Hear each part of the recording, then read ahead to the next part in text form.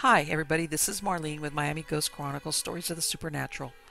And I hope you enjoy this new show, whether you're viewing it on the internet or listening to a podcast version of the episode. I do want to thank you for being part of my audience.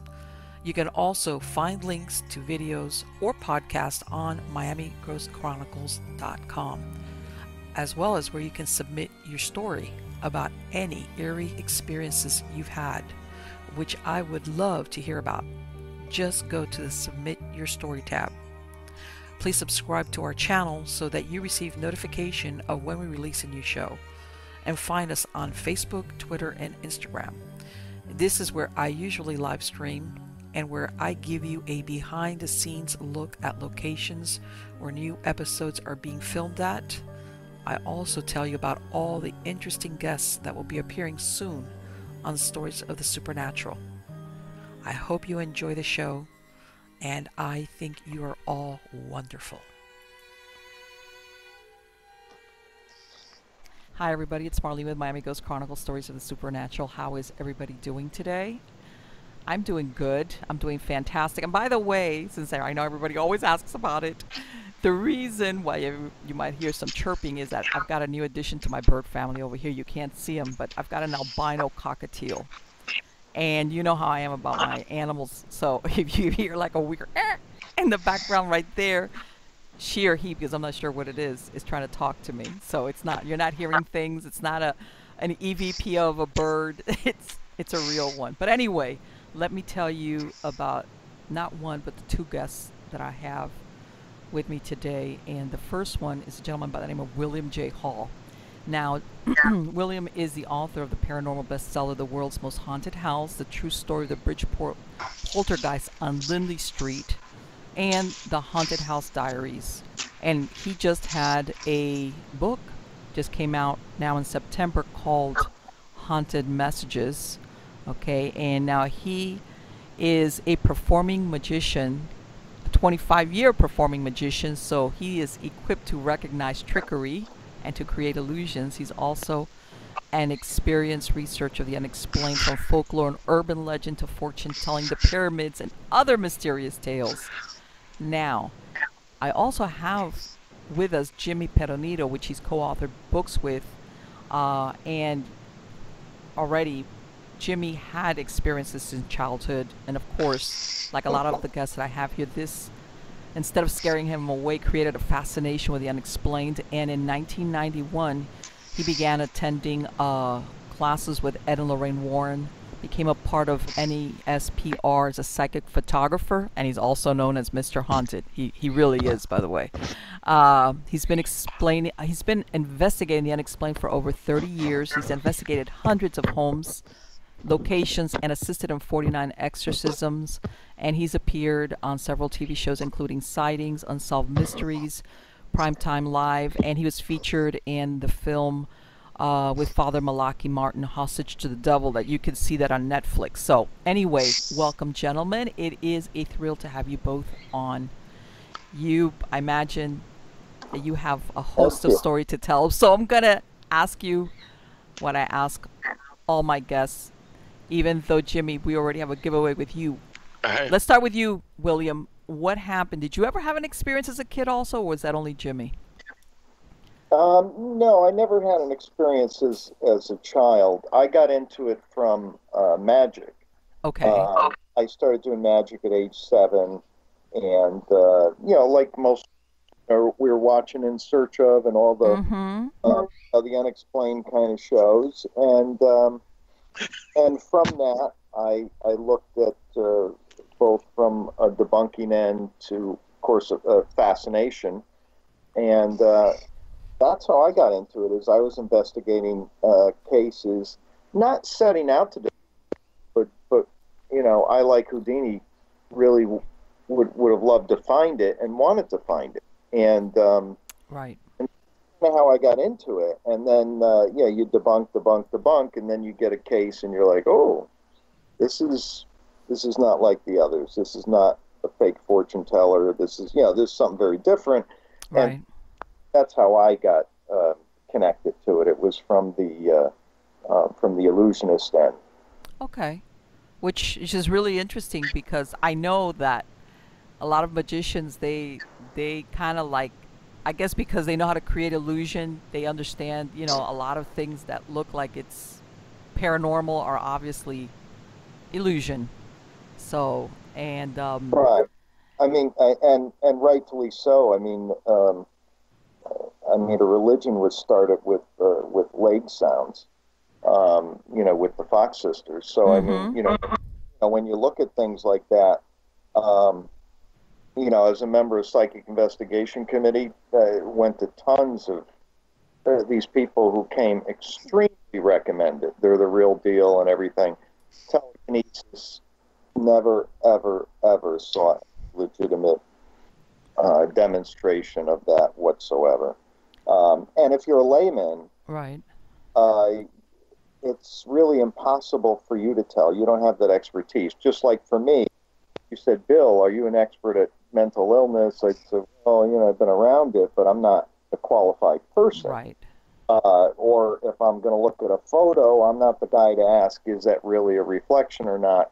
Granted, I've seen, the experts have told me enough that there's a lot I know now, but still, I'm not an optical expert. There, I judge a photo. So I think it's very important to bring the proper professionals in. But you're right. I don't want to say, I was surprised because I forgot about magicians. I feared that these are my friends. And when Lindley Street came out, I was worried how they would kind of react to all that. But it wasn't as I expected. A lot of them read the book and said, well, something happened there.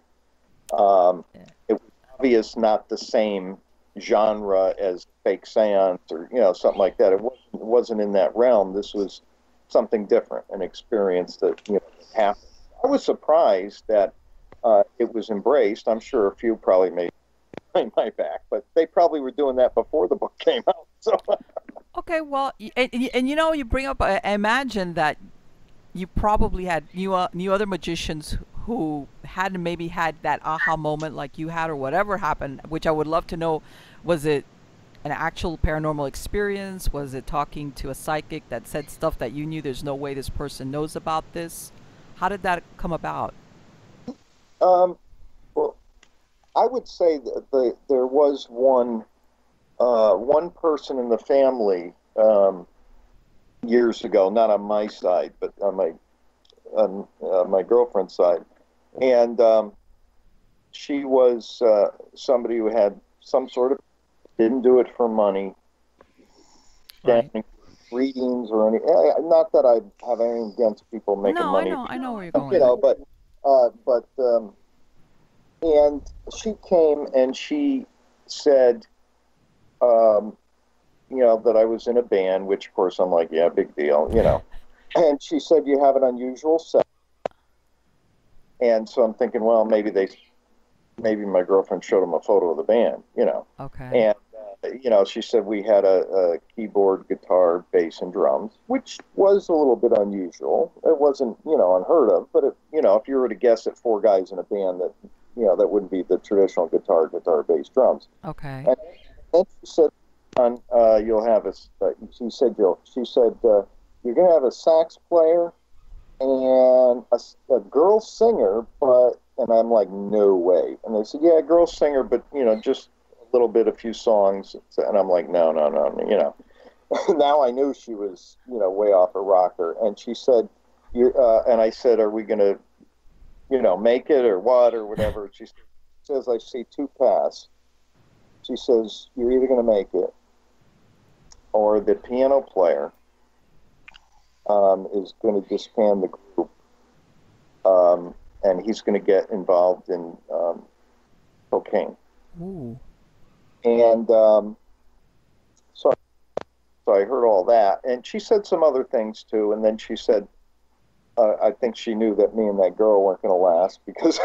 Okay. And this was cool because. Half of it I didn't know, and it all came true. The girl drummer, the girl that my wishes and everything. They let her sing some songs at some gigs, and then, luckily that petered out. But John's brother plays a sax, and he finally begged his way into the band, and we're glad to have him. He was great sax player too. Ended up being a nice addition. And there was some coke going on, and let's just say we didn't get famous. Okay, so she was right. But I know what you're going with that she... Yeah, and I still wasn't completely convinced. That was in the, wow, okay, we know she's not a faker. There's no motivation there. So, and I met her, and so, I didn't think that there was anything on purpose. I was convinced she may have been convincing herself. Some people are just really good at certain things, or some people are good at reading people, right? Which is not really an intuitive. Well, it's intuitive in a way. It is matching shapes of faces, and our mind goes through it until we match that with somebody we know, sure. And then we make those correlations, and we either like somebody instantly or that kind of thing. So yeah, we all do that, but. I thought maybe it was that, and then I thought maybe some of it was luck, but as more true. And then the final, I looked back on it and I said, this just wasn't, oh, you got 4 guys in a band. This was, she really saw it. Now, some of it you could have guessed at or whatever, but it was just all too bizarre, all too accurate. And the fact that she actually, at first, didn't even want to do anything for quite a while until finally she said, oh, I'm in the mood, Right, and I think, okay. She was hesitant. So, and like you said, it didn't convince you, but it kind of made a dent in your disbelief, kind of? Like, okay, possibly. How about you, Jimmy? Yeah, that may be. Well, that's how it starts. And yeah. Of course, I doubt myself, too. You start doubting, what exactly was said, and, I don't have it on recording, but that's what happened. But and same thing with the paranormal. Some mornings you wake up and you're like, God, well, there's nothing wrong with being a skeptic, because I think that once you're a skeptic or you have a certain standard or a threshold, once you do get that, whatever the moment is or whatever evidence, you're like, okay, this is, I haven't set the bar so low that anything could convince me. If this has convinced me, I know that this is genuine. Everybody could be a skeptic, because that's how you eliminate the variables to know that something is, paranormal or not. Jimmy and I are both healthy skeptics. Yeah, I think that's the best way to be, because you're right. You're absolutely right. Because of the nature of this field, there's a lot of things there that are either totally false or are not what they appear to be. So, Jimmy, what about you? Because you mentioned in that you had a childhood experience. What happened with you? Hey, Marlene. Yes. Bill's a little chatterbox tonight. I'm sorry. I love it when you're a chatterbox. But no, that was a good story. That was great. I know. He knows I like when he talks. So I've always had a fascination with paranormal, unexplained mysteries, UFOs, ever since I was a kid. Right. And like Bill said, In Search Of was one of my big influences as a kid. Yes. There was one episode with Hans Holzer where it was called In Search of Ghosts. Yes. And I was a little kid, and I remember asking my mom for a flashlight, and she was, "What do you need it for?" I said, "Don't worry about it." And I went down the basement looking for ghosts because I thought that's how you could find them. And she was always reading Stephen King books, and and I would pick them up right after she read them. And I did have an incident. If you want to hear the story, yeah. I don't think I was like brought up in a haunted house, but I did have a weird incident that kind of woke me up to something weird going on here. So okay, it was around 7 o'clock at night. It wasn't dark or anything. My mother had some friends over, and she says, "Jimmy, stay up in your room. I have friends over. Don't come down here." So I don't know what they were doing. Maybe they were doing coke with your drummer, Bill. So they said, "Don't come down there." So I was up on my in my bedroom, laying on my stomach on the bed, with the lights on, and I was listening to the radio. It was a baseball game, I remember, and I was just laying there. It wasn't a scary atmosphere or anything. and I was on my stomach and my legs were bent, like over my back. So so the radio starts changing stations, and I hear it, cutting in and out to different stations. And even as a kid, I was like, "That's weird. It must be like interference or something." And then I look over, and it was an old, like a desktop radio with 2 dials, volume and tuning, Right. and I could see the tuning knob going back and forth real fast by itself. Oh, So I did my big eyes thing, like, ooh, and then then all of a sudden my legs got slammed onto the bed right after I noticed the thing, oh. going back and forth. So I ran downstairs like my mother said not to, and she goes, "Jimmy, get back." I told her the whole story, and she goes, "Jimmy, get back up in bed. There's no such thing as ghosts." So like, wow, Okay. that wasn't nice. Yeah. Wow. Did she ever later on tell you if she had her own experiences, or did she? You know what? I tell her so many stories. Like when I was a funny little kid, and I was up to something, and I always tell her these stories. Like, "Ma, remember I did this? Remember that, I used to sleep in the toy box as a vampire with a cape on, with my arms crossed, and I used, and she doesn't remember anything." Like I said, "Ma, I remember like one time we saw a UFO on the side of the highway, like during broad daylight." And I said, "Ma, I remember that time." So I was trying to get more details about it, Right. so I could tell people. And she was like, "I don't know what you're talking about." Like she doesn't remember all these little things when I was a She's kid. a bad collaborator. She is. It's because I've heard of one of two versions. One, when the kids are little, parents deny it because they're afraid of scaring their kids more, and then others genuinely have no idea. You know when I think I scared my mother? I just remember this. It was April 3rd. I don't know what year, but it was her grandfather's birthday, and he lived about an hour away. And we were just leaving the driveway, and I was little enough to sit in between my parents. I remember in the front seat, and I said, and it just came out of my mouth. I didn't even think about it. It says, "We're gonna get robbed tonight." And my mother actually gave me a little slap in the face and said, "Don't talk like that." And I said, I didn't even think of it. It just came out of my mouth. Right. And we never got robbed before. I don't even know where I got that idea from. And then when we got home, the window was broken open, and they stole my father's guns and coin collection. Oh my God. And she'll say she doesn't remember that either. So maybe she blocked everything out. Let me. But that slap in the face, I'm sure. Next time it's gonna be. Are you my child? I don't remember having you. Yeah. But you know what? Up to a certain point, you gotta believe that she believed in something, because if not, she wouldn't have gotten upset about it. Almost like a superstitious kind of thing, like you said. Yeah, I understand like where'd that come from, but my daughter now, if if she's a teenager, and she gets a little sassy sometimes. Yeah. So if I'm yelling at her, we've had two lights, like totally light bulbs, like what do you call it, like explode. Whoa. While I was yelling. And then like last time she was arguing with me, I raised my voice, and you see the lights flicker. She goes, "Dad, stop it." So I think I got them believing something. So hopefully they'll behave. I can imagine. And really, it's just your horrifying singing voice. Probably. I have the voice of an angel. Yeah. Let me tell you something. That's a whole different thing when you got teenagers. It's like, oof. Yeah. It's like, oh, I wanted to be a parent. Remember, I wanted to be a parent.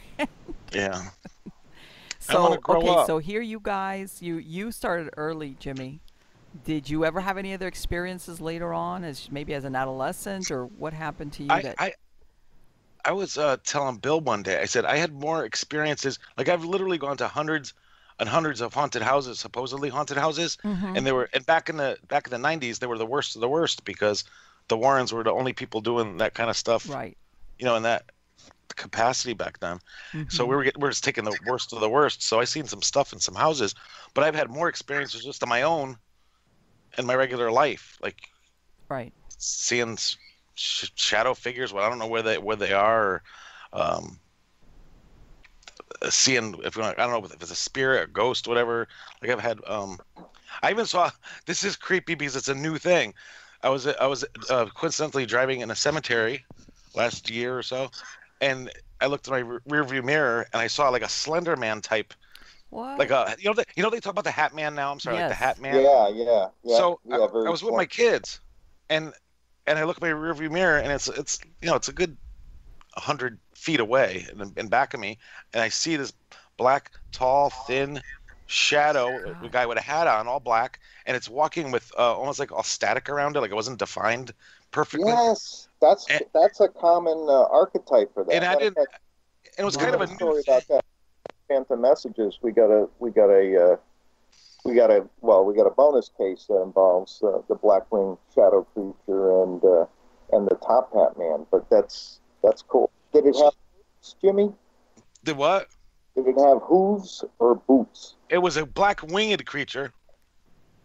No, I just made that part up. Nice. But anyways, I looked in the side mirror. He's there, and he's walking at a really weird gait. Like his legs weren't they weren't moving like a person's naturally walks. Wow. And then I looked in the other mirror to see if I was imagining it, and I saw it in the other mirror. And by the time I said, "Kids, do you see what I see?" it was gone. And it was really tall. It was like 7, 8 feet tall. Yeah, that's you may not even know this, Jimmy, but that is that's like a common description. But I think it's not unusual. So that's it's like I jumped on the new bandwagon, but I really saw it. I was mad. I was like, "Why do I got to see this now?" Yeah, right.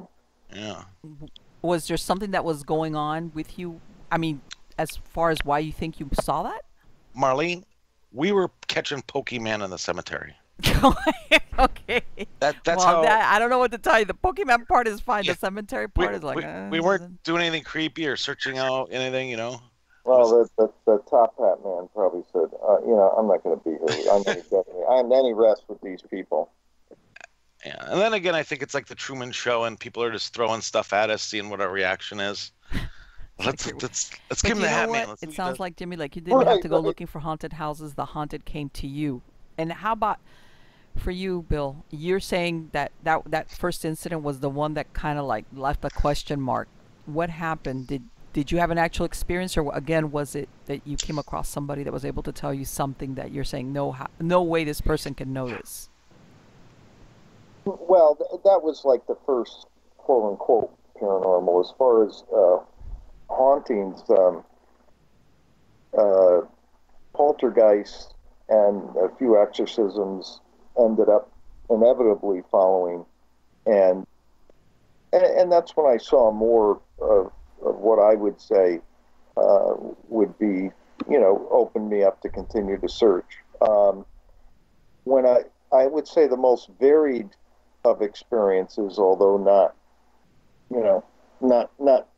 negative or frightening or anything, I would say would be the Haunted House Diaries, because that farmhouse there in Connecticut is in a flap area, paranormal flap area. Mm-hmm. So there's multiple houses around there that are haunted. There's UFO sightings, right? Big, and it's just a paranormal circus, as my buddy calls it. But with that, staying in that house and the variety of incidents there, it's like a shopping mall for the paranormal. So that was a very nice, efficient way to have a variety of things. We had a lot of the telltale things happen. Batteries being ran out instantly. Right. It looked like 100. Well, I say 100. I don't know why my head said that, but a whole bunch of people, like, over my head. And I said that, and Donna, the lady of the house, said, "Oh my God, that's exactly what Paul and Ben said." Paul and Ben were there. Okay. Alternate day when I wasn't there, and they said they went to the same area, and then Shane Soroy was investigation, and mm-hmm. also. But that was really cool, because I was wondering, again, if it happens to me, I'm wondering, okay, this seems like a real experience to me, but am I hallucinating? Here I am. I'm trying to write a book, and I'm doing an investigation. So, am I completely objective myself? If it's just me experiences it as real as it could be to me, it's hard to tell. But if multiple people are confirming it, then at least I say, okay, as long as we rule out the regular stuff or anything electronic or, weird things that could cause us to hallucinate or, anything like that, which is, EM, you do run into that. Wasn't the case in this house. So, but yeah, that's what's always tough if you're alone in the experience. I mean, unless it's so dramatic, Right.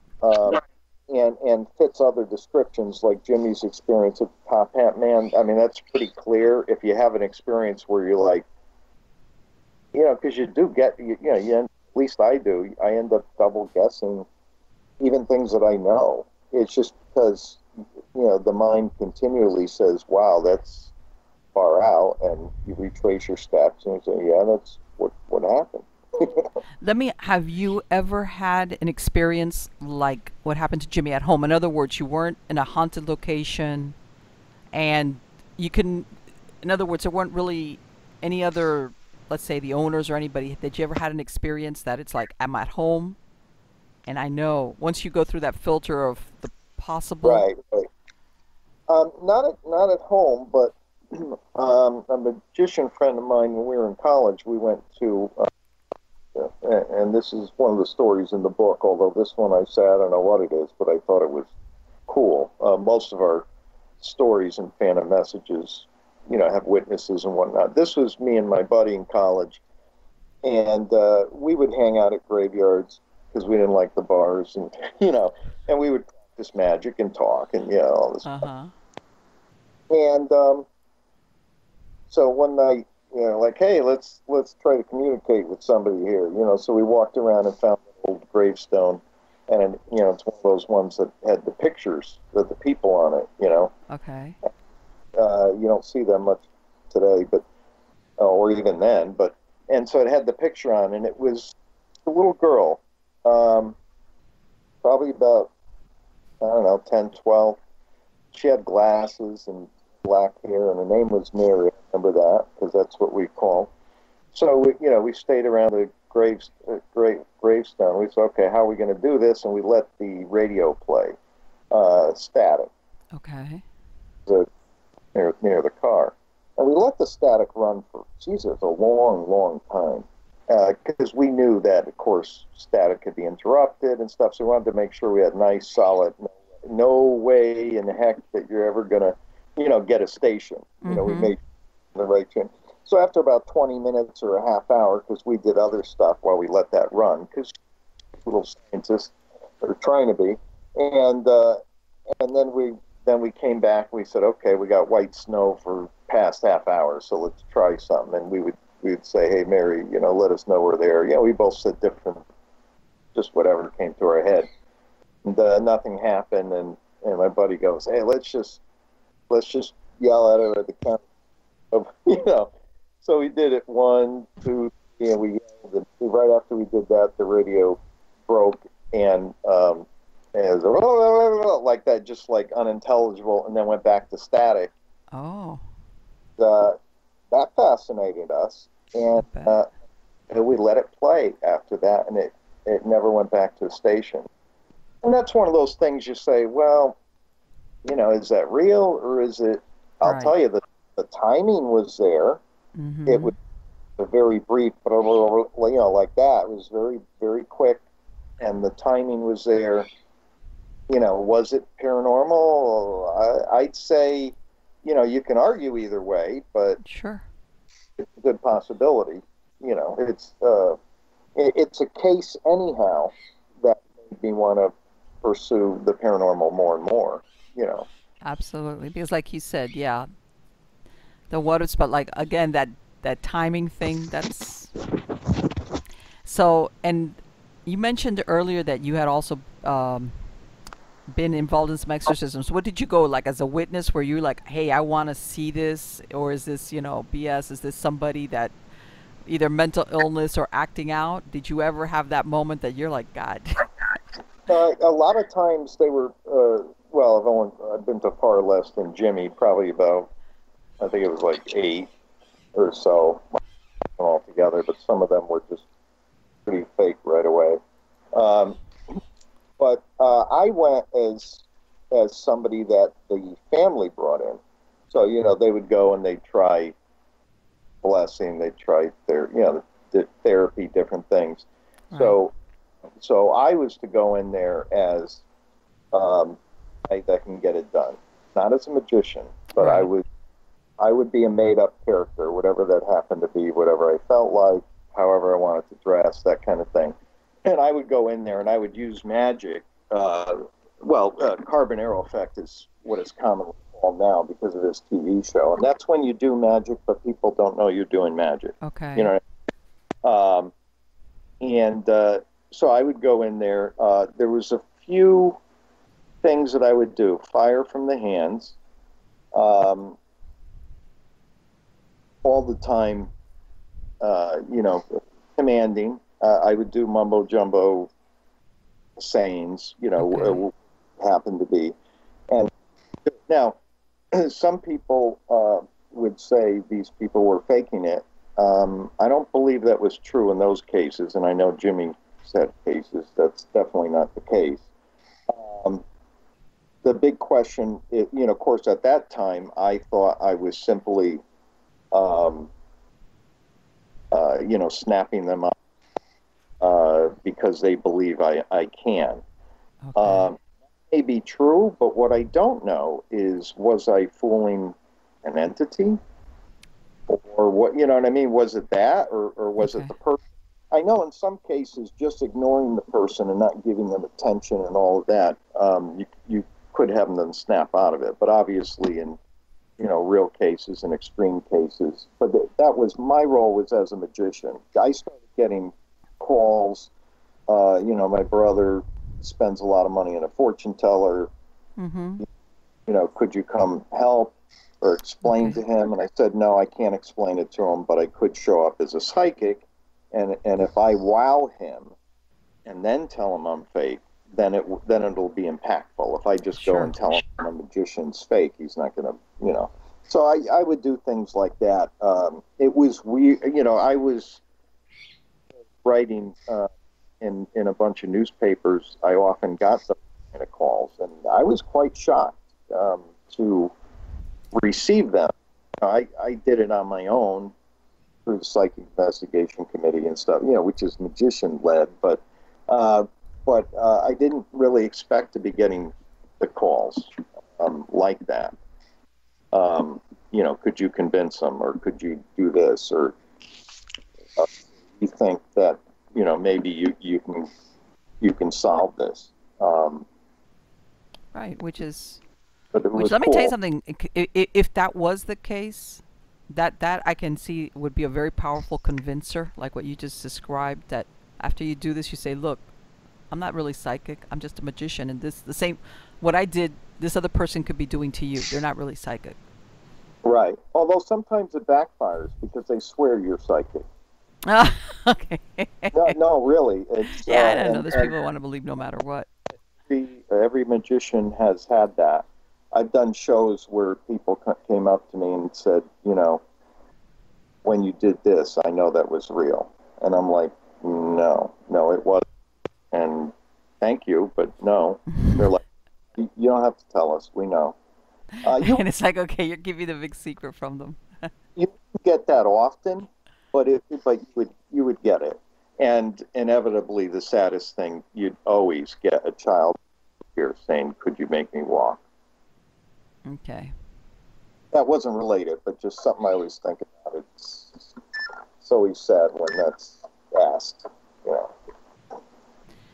So Jimmy, in the bio that I read, you obviously started doing classes with Ed and Lorraine Warren, like you said, because back then they were like one of the few, I don't want to say even groups that were actually doing this, that were involved with this.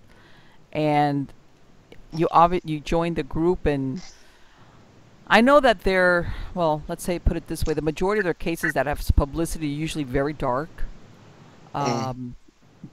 What happened? What was like the first time that you went to one of these that you were like, okay, this is pretty malevolent here. This is very sinister. This is not maybe just like a regular dead person haunting.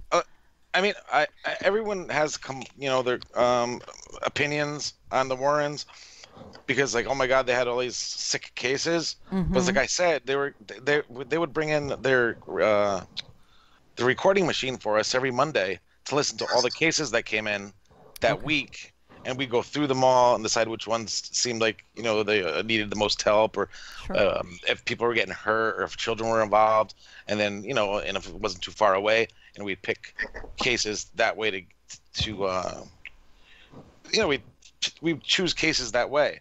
So, you know, everybody's like, oh my God, you know, you saw this and you saw that. It's like, well, yeah, they're getting the worst of the worst, and they're only people doing it. You're going to see some stuff. But of course, when you know, do a book or a movie, it's embellished and stuff. And you know, what your question was? Well, the thing is, and I know that sometimes publicity, like you said, maybe of all the cases that they ever handled or came across, the ones that have risen to the surface and you know, that the public knows about are the more horrific ones, because they're scarier. Or were promoted better, right? Right, or they were promoted that way. A lot of people say, why is Connecticut so haunted? And they name all these cases. And, yeah. And, well, Connecticut, yes, it does have a lot. And, you know, there's some legitimacy to that statement. But the other states didn't have that in the ring. You know, so obviously you weren't hearing about as many. There were other people, but I mean, you know. One house that's included in our book, Phantom Messages, is about the haunted cable box, which was one of the more interesting cases that we went to, with a cable box that was communicating with the family. Yeah, that's a good one. You should talk about that one. I got to hear this. No, you're gonna know these stories so good you could be me as a guest. All right. The mid-90s sometime. I didn't mean to put that. There was it's a two-family house. I think they were on the first floor. The family was complaining that their television was turning channels by itself. Big deal, right? Right. So, and it was it happened at 11 o'clock. It started happening at 11 o'clock on a Friday. And the cable box, this is back when the cable box went from only 0 to 72. Right. Buckle my shoe. And then, so you have to lighten it up so people don't get too scared. So it was a 0 to 72, and rapid fire back and forth, down up and down the dial. So they said, oh, the cable must be broken tonight. Let's go to sleep. And then the next day, that happened at 11 p.m. At 11 a.m., the same thing started happening to their TV. So the son, there was a 14-year-old boy. He said maybe it's cousin whoever that lived. This is from Connecticut, but they had a cousin that lived in Florida that just committed suicide weeks before. So he said maybe it's cousin whoever trying to communicate with us. And as soon as it did that, it seemed like it got more frenzied, the cable box flipping stations. So the mother suggested, let's say that 1 equals A. Use it as a Ouija board. Okay. So channel 1 is A and channel Z is 26. So as soon as she said that, it went to 25, 5, then 19, which using that code spells yes. So for the next hour or two, they just kept asking the TV questions, and they'd write down all the numbers and then decipher it later.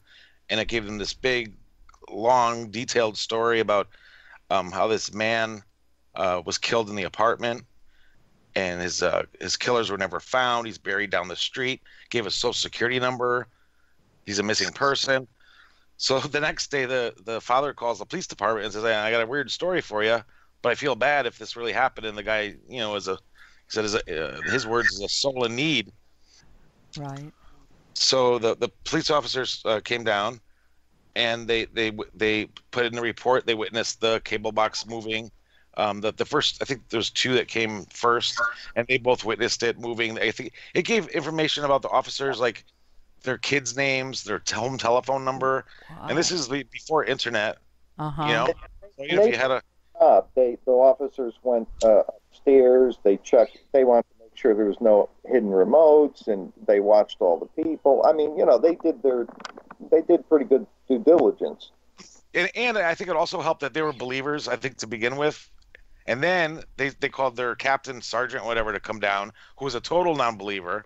And he says, no matter what's going on here, I think it's that kid underneath a blanket, some other remote, answering all these questions about the police officers. But then this box would, well, I didn't get to the story. The person who supposedly died, that is trying to communicate with them, never existed, and the name they gave him never existed. The social security number never existed. There's no missing people around that area. Nothing matched up. So then they figured, well, we got something else here, and it's not good. Okay. But they still had parties. They had parties like, for example, the guy's name was Joe. So they have Joe parties where all the neighbors would come one by one into the house, and if you walked into the room, the channel would go to your age. Like one after another would just click 44, it said 27. They just walk by, and when you leave, it blinks your age 3 times. Wow. So they gave it a lot of recognition. I was about to say, at what point did this go south? Did it ever go south? That they're like, yeah. At some point, I know they started hearing whispers and stuff and seeing shadow figures in the boys' room. And one time we were investigating, trying to get some evidence, and I was video recording in the boys' room, and it wasn't pitch black because we had the hall light on, so you could see better. right. But you could see like black, like swirling mists, but it wouldn't capture on the camera. Like I couldn't see it on the viewfinder, so it was getting frustrating. So then the boy comes in. And I say he could have done this himself. I don't know. But a lot of people fake stuff just so you keep interested in their case. Right. So that, they like, even though stuff's really happening, it's like, I want you to believe me. And the 14-year-old boy came running into the room and he goes, something just ran through my stomach. I'm like, what?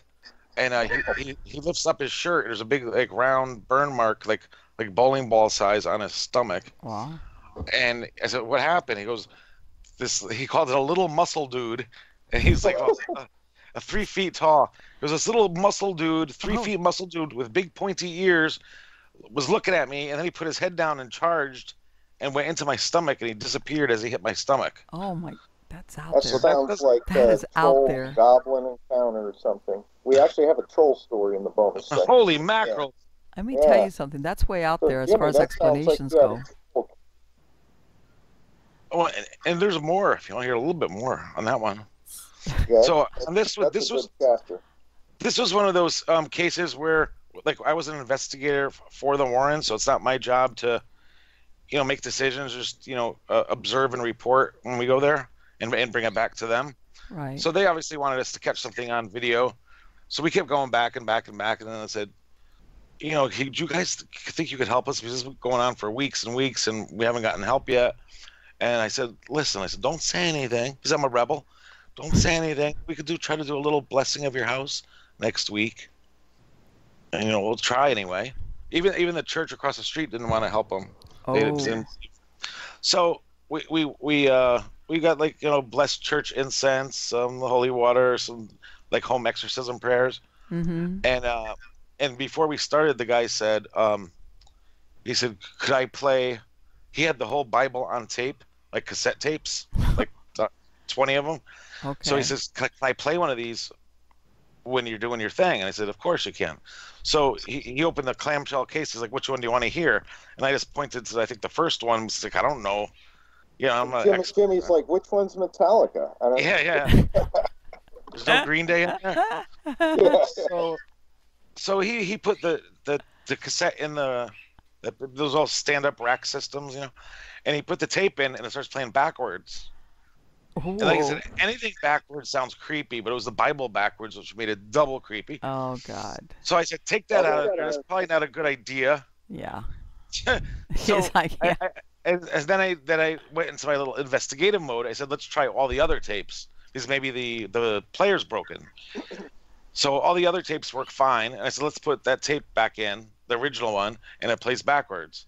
And I have the tape, and it still plays backwards. So And I think I figured it out. But and Jimmy, But if I try to test my theory, I'd probably break the tape. So Jimmy won't let me touch it. So then Nicely so. the cable box seemed to like stop needing the box to communicate. Like now it was in. Like now it was in with them. It didn't need that anymore, I guess, to do what they wanted to do. Right. So it hasn't talked in weeks now.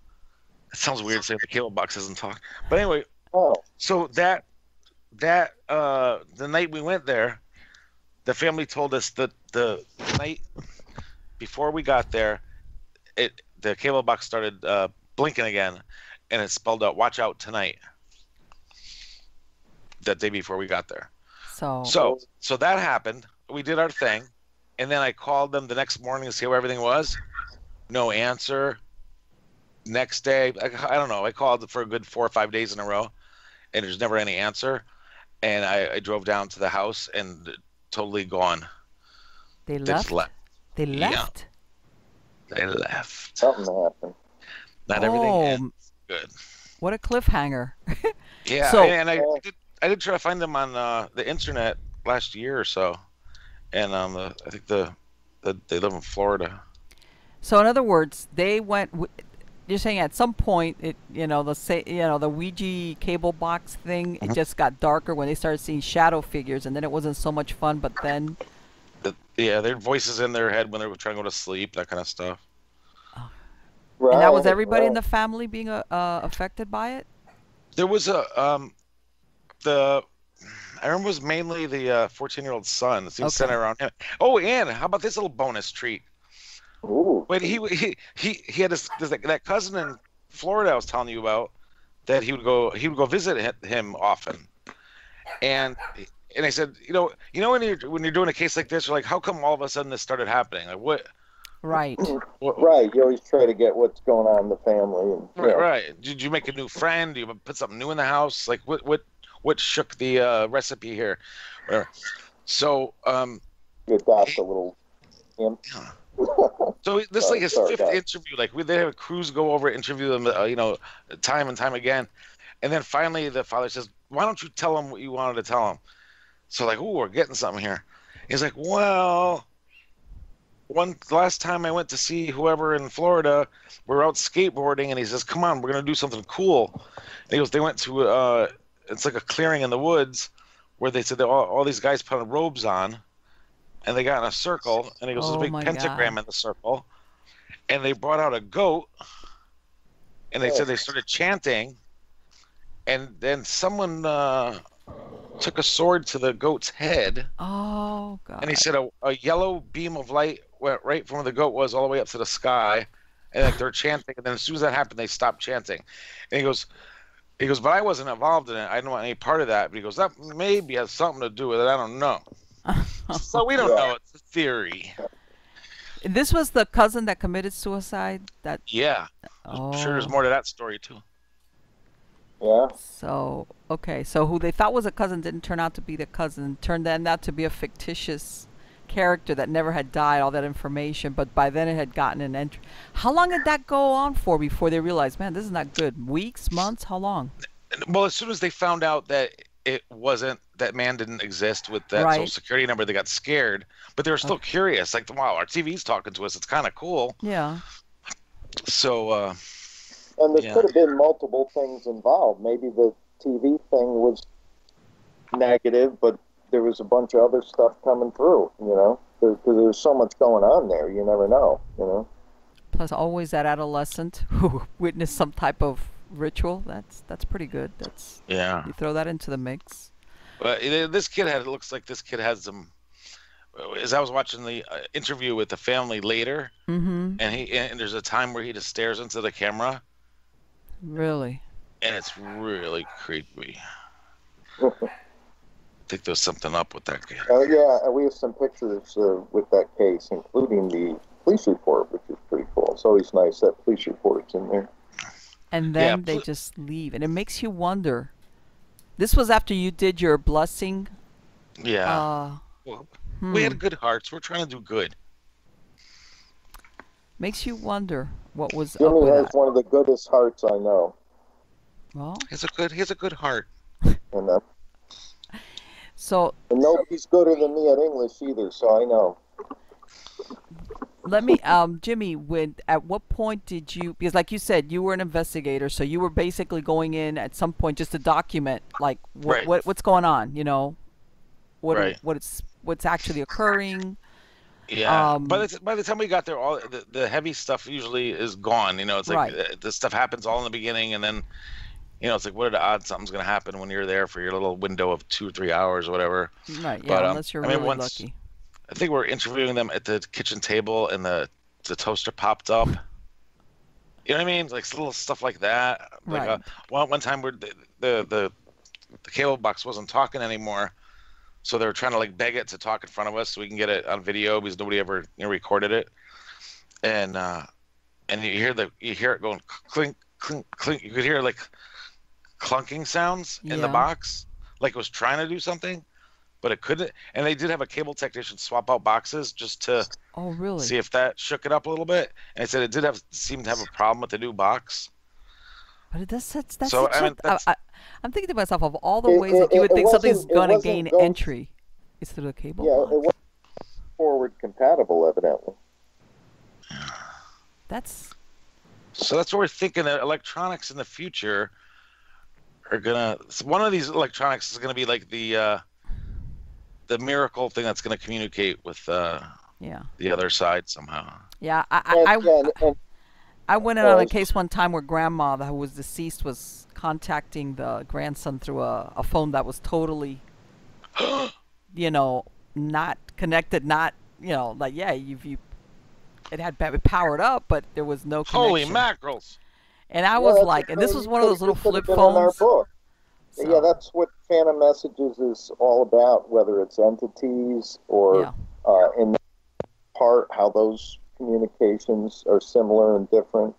And yeah, they're quite fascinating. And, to Jimmy's point, I mean, even when, Alexander Graham Bell and, all of those early inventors, they all thought about communicating to the dead. I mean, yes. it's a miracle.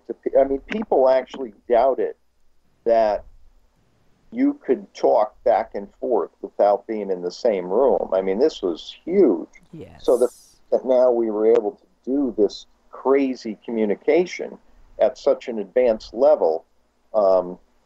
And of course his parents were spiritualists, but besides everybody, it went to everybody's mind, could this device communicate? And then when a new device comes, we ask the same questions. Right. And Jimmy asked those questions with Phantom Messages. Hey, it used to be phone calls from the dead. Hey, but are they texting? Are they emailing? Are they using cell phones? What's going on? Hey, Bill Hall. They're doing all of that. What about the Jack Freeze story? Yeah, Jack. Well, that's an email one. What happened with Jack Freeze? That was one of the classic cases we did. Most of our cases are never before in print. The Jack one is interesting because he died quite suddenly and young. I forget his age, but Like 31 or something. Yeah, it was early 30s, 30, 32, and his loved ones began getting emails from him, talking in his way. When you get an email, his kind of wording and everything. So of course they check and see, did somebody get into his account or what? Right. Jimmy and I did come across there's actually services that will send communications after you die on your behalf and blah blah. So we can, but of course we know grandmas aren't using that service, and Jack died suddenly. We doubt that would be the case, obviously, but try to be thorough. But so he's getting these messages, and one of the messages in particular was a conversation that his friend had with him in the attic.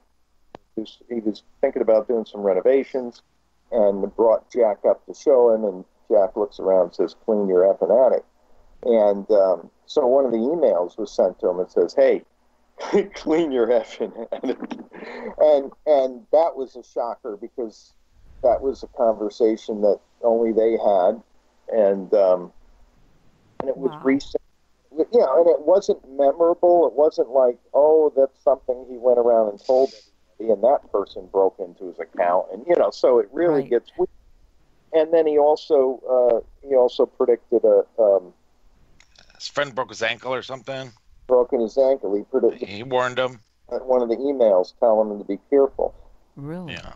Wow. And we always think, like, we have a time slip section and stuff, but we always think when somebody's predicting the future, Mm-hmm. we don't know if they're actually predicting the future or are now in the future looking to the past. You know what I mean? I always think that way. You know, and in some cases it seems more apparent than others that it's one way or other, you know, just because it makes more sense to us that way. But I often think it could be either, right? I mean, it could be Yeah. him knowing the future, or it could be just Jack Frost from a time, maybe in a different universe or whatever, who already knows the future. And one of the subjects of the emails was "I'm watching you." Yeah, Oh, yeah. God. And you know, the family says, I think one of the friends says, yeah, I think it was Jack. And some of the family members are like, you know, we'd like to think it was him. We don't really know. But one thing's for sure is nobody knows. And what happened? It just stopped? It eventually died out, or what happened? I think after a few months, it stopped. Okay. Yeah, it did die out. The longest, there are some long ones that go 18 months. I think one went years. In case, which people have heard of. Jimmy and I did a revisit on that and got new information and exclusive from some of the people who were there that never really talked about it. So, but Dodlinson had over 300 phantom messages coming by computer in 1906, I believe it was. You know, so coming by computer without any internet or anything like that. And these messages were still going back and forth, and they were in Old English. Oh. Yeah, it was really weird. I mean, they actually needed the guy with Ken, who was involved, Ken Webster, had to get his friend who was an English teacher to even decipher them. And the responses, you know, and the teacher quickly says, this doesn't look like somebody trying to write in Old English. This looks like somebody from that time. And what was really weird is the phantom messages would occur very fast after a question was asked or something. So it wasn't like somebody... Right, like, let me look it up and I'll get back to you. Old English or whatever. And it was even faster in in some of the cases. Sometimes it waited, and then it showed up or whatever. But some of them came so fast you wouldn't have even been able to type it. Well, we don't think it was, but because of what happens in the story. But and in that there's elements of poltergeist activity, even though kind of hard to say. I say poltergeist like activity. I don't think that was all there was, but it appeared to be just a lot of time slips happening in there. Phantom messages as being sometimes incorporated into time slips, Right. And other times, unknown entities. Sometimes somebody comes to say hello or has a warning or something like that. And the ones that are the weirdest, though, to me anyhow, I don't know about you, Jimmy, are you pick up the phone and you hear a future event. Like one of my favorite cases was the guy picks up the phone and he knows it's him on a respirator and dying. He just knows. You know how of course, if you've been around the paranormal, you walk into some place and you could feel, you can sense that kind of thing. Yes. When these people have kinds of phantom message calls or communications, they instantly know something's. I mean, come on, because if you pick up a phone, you hear respirators. I mean, that's not like the scariest thing in the world. No. But instead, the guy gets white and, it's like, oh my, he knows what it is. Lets his girlfriend hear it, and Cheryl, and she knows what it is. They both know that they're hearing him die. Oh God, that's kind of depressing there. I mean, think about it. Yeah, Bill, come on, man. No, but it's like if you think about it, it's like. Just kidding. And sometimes I wonder, in a lot of cases, I'm not gonna. Sometimes you think, okay, sometimes it's loved ones who want us to let they communicate briefly, like to let their family know, hey, I'm okay, whatever, But sometimes I wonder about some of these cases where it's some entity using it as something to like what you described in that cable story, where this is their point of entry to get the dialogue going, and they mimic or they appear very innocuous. I'm just passing along some interesting information, and then before you know it, you got a full-blown dark haunting going on.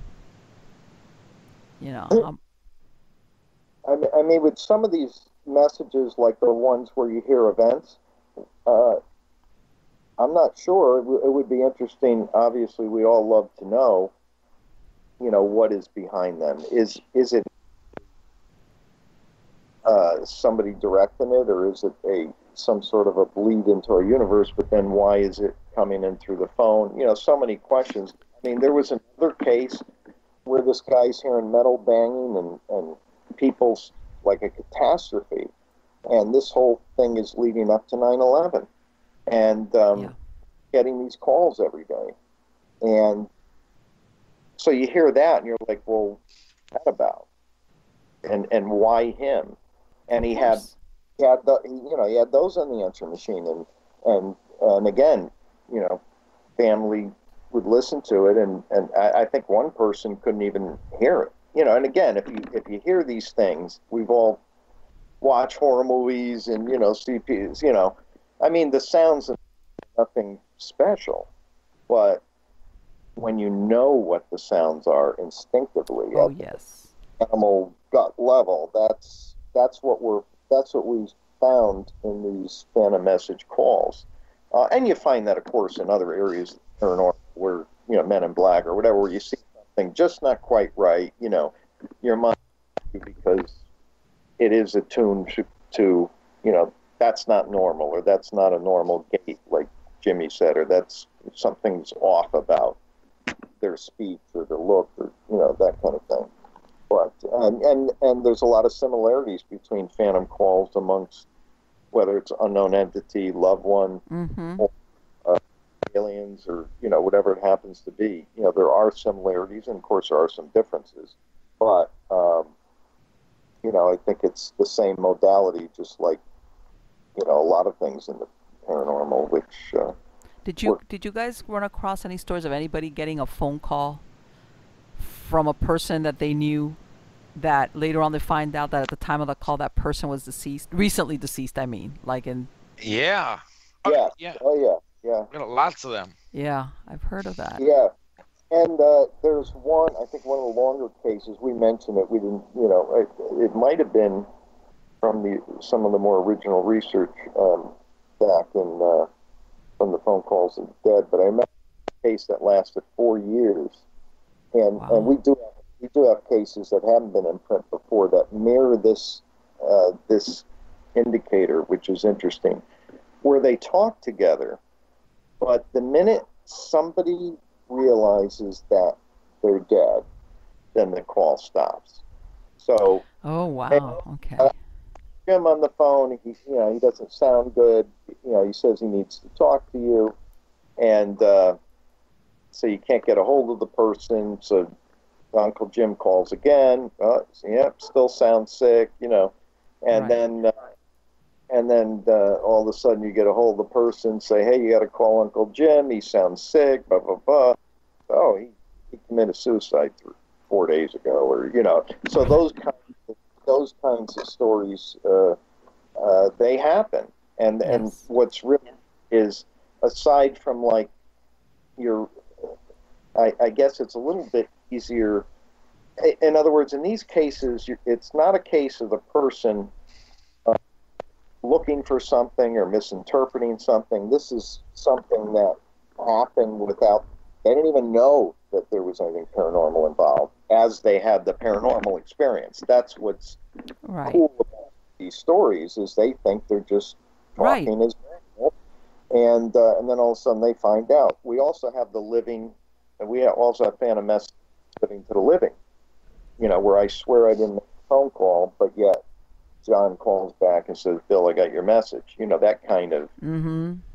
So there's all different forms of this. I don't think it has to just be the dead. Well, obviously in the case of entities or whatever, I wouldn't really call them dead, but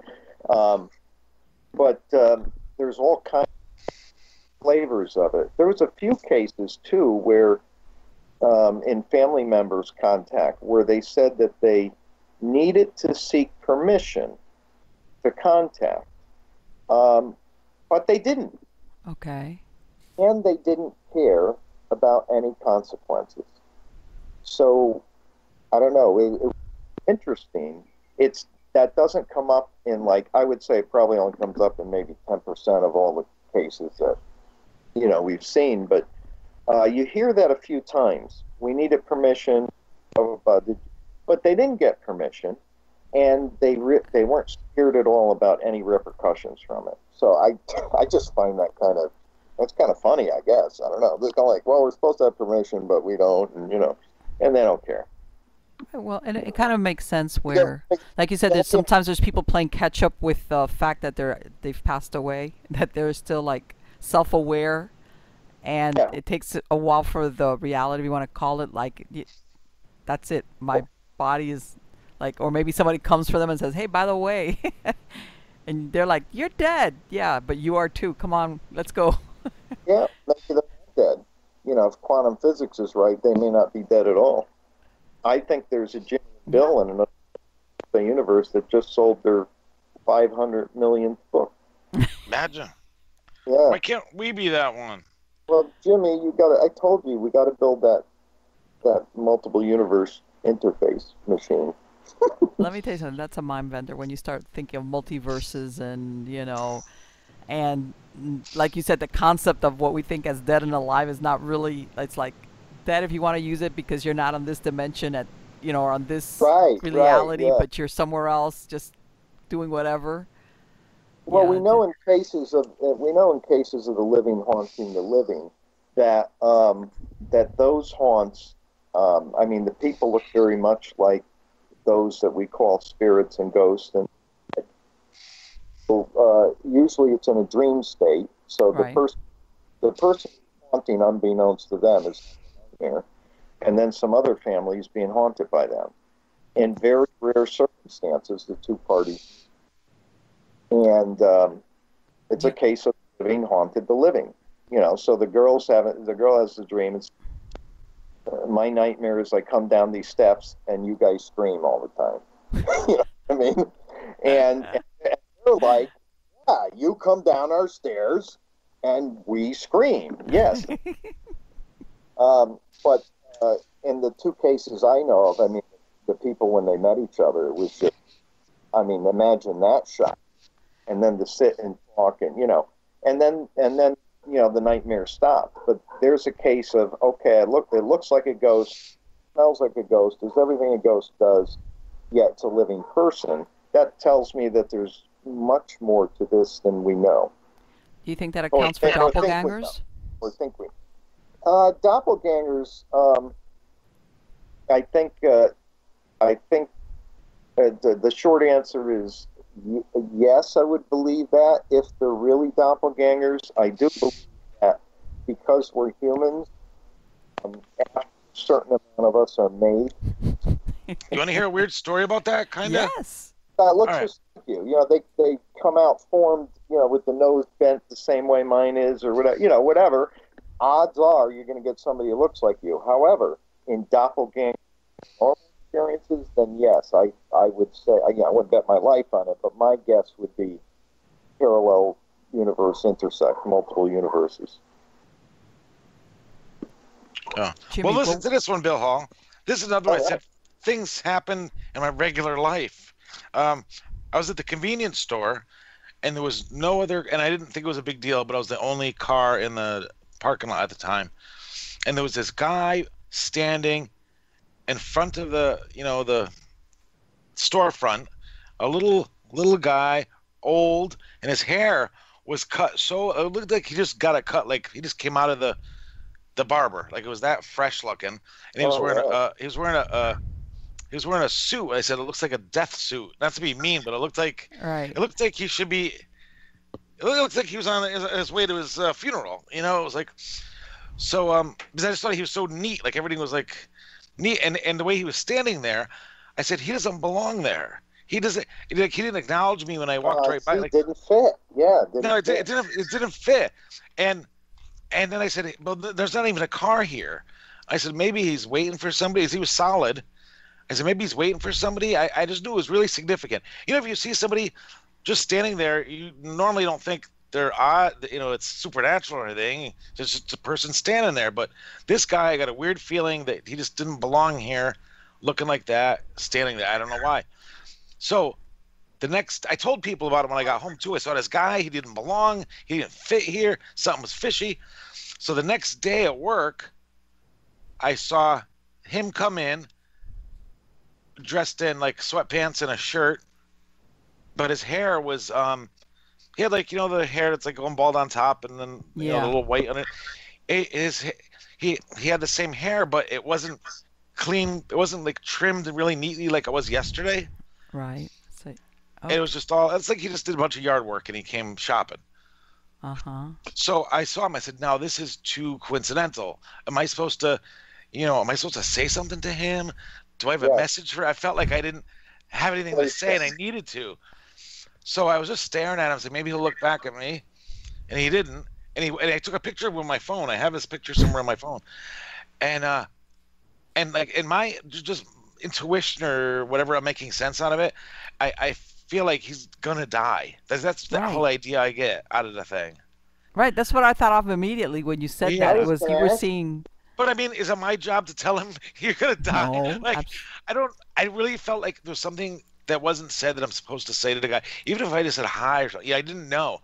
So if I see the guy again, said, I saw you in yesterday. I saw you. Yeah, but your hair was perfect, and now it's even longer. How do you explain that, sir? Yeah. You were dressed for your funeral yesterday. Now you're not. Why you're not? walking around like a little gentleman. I don't know.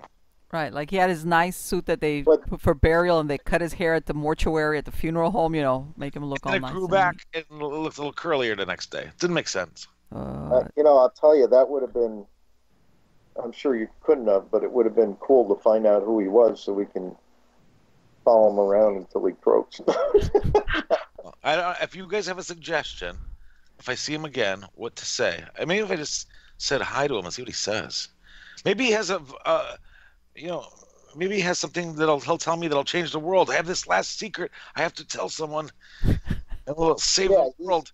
I don't know. He's going to tell you, you're the same guy I saw in like a black funeral suit the day ago. Oh, you're going to see me in an empty parking lot in a little, like, what was it that you said, 7-Eleven or a little quick shop? Yeah. That's very significant there. I'm not talking to anybody in a black suit in the convenience store anymore. He was like a black-eyed children, but like a black-eyed old man. So we could have a whole... That could be book 3, Bill. Yeah. That's... But Jet's a really great story that the next day you see the guy, but it's like, no. That's the dead you, and this is the live you. Wow. Yeah, and how do you tell somebody, by the way... Hey, dead. Is your life insurance up to date? No, but let me ask you something, Jimmy. At some point, I don't know when. But and like you said, unfortunately, there's no way for you to ever find out this guy, die that same day, the next week, and it'd be like, okay, all right. No, Jimmy, you should ask him his name, and if he asks why you want to know my name, say because I saw you yesterday in the funeral suit, so I want to track when you died. Well, somehow, I don't know, that wouldn't go over well. Would have said sure. Yeah. I cannot see that going over well at all. That would be like... I was like, did you have a black suit? Or can you Yeah, imagine if he tells you, "Hey, yeah, my twin brother just passed away. I just came from the funeral." Yeah, that's what some people were saying. I mean, you never know. It was hell of a coincidence. Whatever it didn't fit. It just felt wrong. You should have So, captured it, Jimmy, for questioning. I think I crossed over to another dimension. let me tell you. But that is such an unspooky place to see. Exactly. Whatever That's that why it was a creepy situation. I made into a creepy situation. But I'd probably be like, exactly like, what did he wander away from home? Did he get out? And what is he doing here in a suit and like? Yeah. He was just standing there looking at nothing. That was weird. He was like, Yeah. he was facing an angle like he's not looking for a ride. He's not looking at the wall. He was just looking at. There's nothing there. Just a really weird situation. Did he have one of those fixed eyes, no affect look on his face? It looks like he was just a cardboard cutout standing there. Like I know what you're talking about. That if Yeah. you tried to do it, if a live person tried to do that, they couldn't pull it off. Right. Yeah. Whatever he was doing, if he was trying to creep me out, he did it. Yeah, I know. Did he have his mouth open, or was it like stitch closed or something? I don't think it was stitched. He just Well, had you wouldn't see the stitches anyhow. but he had no expression at all. Right, that's the scary part. The no expression, Yeah. like And no like- expression. And like maybe the thing that what made me think it was weird is like maybe he did some kind of facial thing that I didn't see, but my brain said that doesn't make sense. Like maybe he didn't blink for 2 minutes, and my brain Yeah, said that's something's the wrong about that guy. Be something odd. And that, Yes. I don't know. yeah. That's what I'm saying. That even if you're one of these street performers that don't move, you can't. If you're alive, you can't pull it off. Which is the no expression, no blinking, no nothing. So yeah, your mind was going, what? That guy's not alive. But let me ask something, Jimmy. Obviously you've gone through different, as an investigator, did you ever go on a case where you said, you know what, I want to leave. This is too real for me. This is too haunted. Where you felt No, like, never. You know what? I guess you never know until you're in the situation to see if you're a runner or a stayer. Yeah. And no, we're matter of fact, one house where I'll condense this. This woman kept saying she saw shadow figures in her house, and it was also a house where it was hiding objects in her house, and she'd find them all around the house, stacked up behind couches, behind in the closet. She found all these weird items stacked up all the time. Okay. One time, her little 3 or 4 year old kid had every toy in his whole room and toy box stacked on top of him while he was sleeping in bed. And it wasn't like 5; it was like a tower of toys on top of him, okay. which is pretty impossible for him to do. But anyways, he said he used to say the little boy that was kind of mean to him used to visit him in his bedroom and scratch him and beat him up. Anyway, so that's the house. So the woman kept saying she sees the shadow figure a lot. And while she's talking to us, she's screaming, crying, but she's pointing at it here and there. And she says, "Don't you see it?" We're like, "No." And imagine to her, if she's telling the truth, how frustrating it is that she sees it right in front of it and we can't see it. So after a while, we said, maybe she's just ill. So she goes, we're ready to pack it up. We're ready to pack up. And she goes, it just went into the bedroom. So we even flicked the hall light on so we have some kind of light, looked into the bedroom, and you could see a shadow person, like a foot out of the wall, 6 foot slender man. And he was just standing there. And even, like you said, we were talking about before, how do you know something's not just, this can't be real. This can't, it doesn't make sense. So we're even moving the door, moving stuff in the room to try to play with the shadows to see what's creating it. And we couldn't interact with the shadow at all. It was just by itself, And so because we didn't believe her, I left all the equipment in the other room we were interviewing her in. So it was me and my friend Rick. We're just staring at the thing, and I was like, "Rick, do I go back and get a camera so I can capture this? Because when I turn around, it might just disappear. I'll never see something like this again. Right. Or just stand here and watch it, and hopefully people believe us, And he goes, "Well, let's just go up and try to touch it." So it's like, I swear, So- that sounds like something from the opening scenes of Ghostbuster. Well, what do I do now? Yeah, yeah. so I say Well, it was we're like probably. little kids, that's what we do. I'll poke it. I'm trying to think. I'm thinking it looks like 7 or 8 feet away, something like that. So we took like one step and a half, and the thing turned to its right, and it was in the corner of the room. So it took a step to its right, and then kind of went into the wall. And then I even ran around to the other side of the wall, like I was outside in the hallway to see if he came out the other way, but it didn't.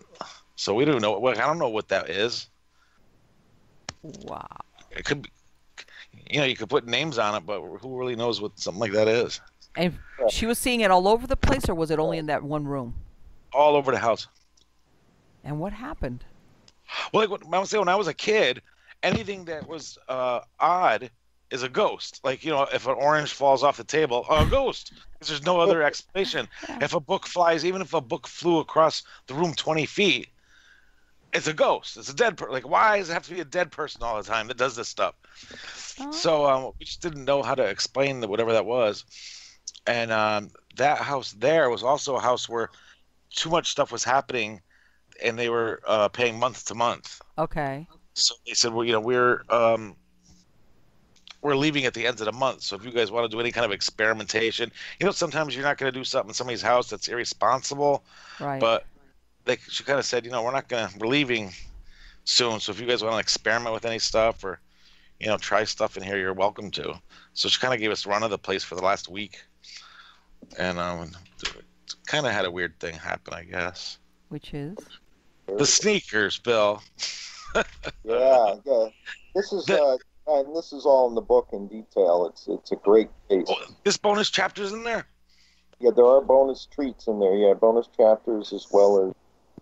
So this is okay. The woman, I think, was 21. She was very young, and she had I think her son was 3 or so, and she'd bake a lot. She'd bake muffins and cookies, and she put them on top of the refrigerator way in the back, so there's no way the kid could climb up there and get them, unless he had a ladder or something. So she'd come home, they go shopping or go out or whatever. When she went to get the cookies, they were just gone, and she knows the kid can't get to them, and she's like, maybe a neighbor's stealing them or something going in. So then, like days later, they'd find the cookies stacked up in one of the closets in the kitchen. Like nobody ate them, or in another room. Then the muffins. One day, they had friends over, and the little boy came into the room, like they could tell he was terrified. I'm like, what's wrong? And he didn't even speak. He just brought them over to the living room and points in the back of the couch, like shaking, because it's really odd to see a whole stack of muffins in the back of your couch for no reason whatsoever. It's kind of odd looking. So that kind of stuff was happening.